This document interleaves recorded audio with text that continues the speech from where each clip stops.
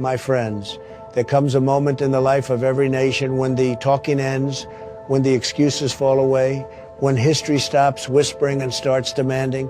This is that moment, not tomorrow, not someday, now.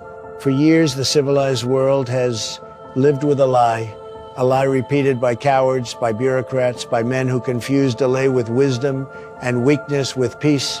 They told us that if we looked away, the danger would shrink. They told us that if we stayed silent, the fire would burn itself out. They told us that if we gave terror a room to breathe, somehow the world would breathe easier. They were wrong, and not a little wrong, completely wrong, dangerously wrong, because evil does not rest because you ignore it. Chaos does not retreat because you politely request it. And terror does not disappear because comfortable nations decide that the price of courage is too high. No, it grows. It studies your hesitation. It feeds on your divisions. And it waits patiently for the moment decent people forget who they are. But we have not forgotten. We know who we are.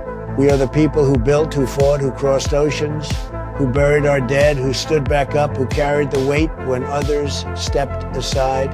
We are the people who were told again and again that the burden was too heavy and carried it anyway. We are the people who understand that peace is not preserved by slogans, security is not defended by conferences, and civilization is not protected by men who arrive late, speak softly, and leave early. No great cause was ever saved by hesitation. No alliance was ever honored by absence. No chapter of history was ever written by those who waited safely on the shore while others entered the storm.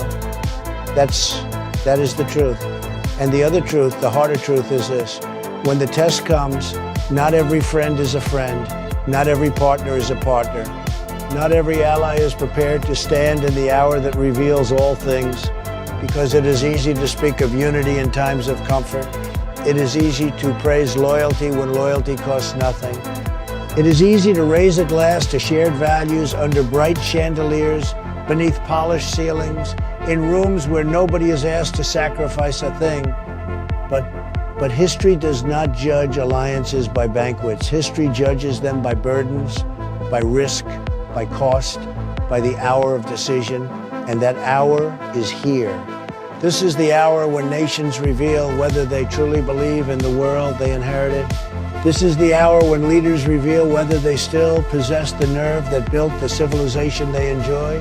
This is the hour when the strong are separated from the ornamental, when the steadfast are separated from the decorative, when those who mean what they say are separated from those who merely say what sounds good. And so I say tonight, we will not measure ourselves by the hesitation of others. We will not surrender our purpose because others have misplaced theirs.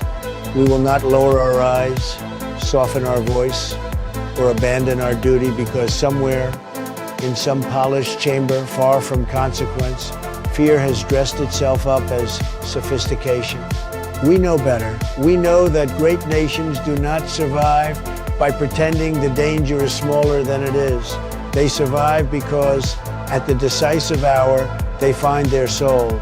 They survive because they remember that order is fragile, that strength matters.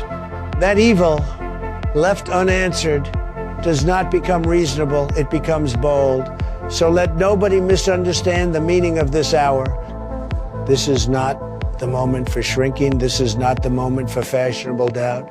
This is not the moment for men who speak endlessly of caution while others bear the risk.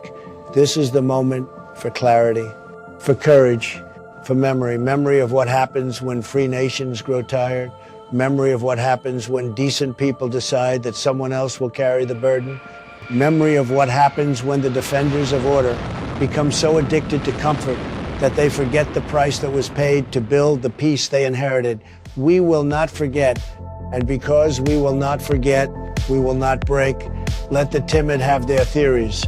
Let the faithless have their delays. Let the men of half conviction explain once again why the urgent can wait and the obvious is somehow unclear. We have heard it all before. History has heard it all before, and history has buried it all before.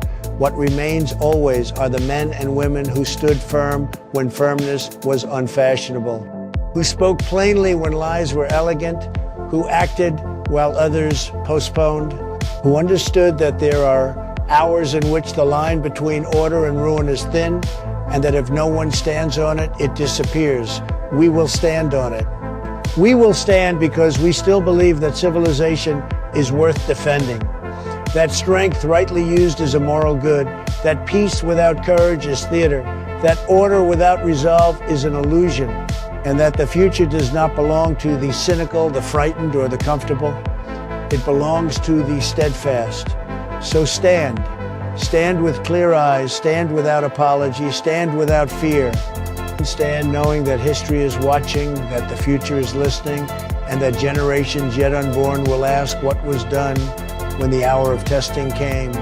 Let the answer be this: we did not bow, we did not drift, we did not hide behind the language of delay while danger gathered at the gates.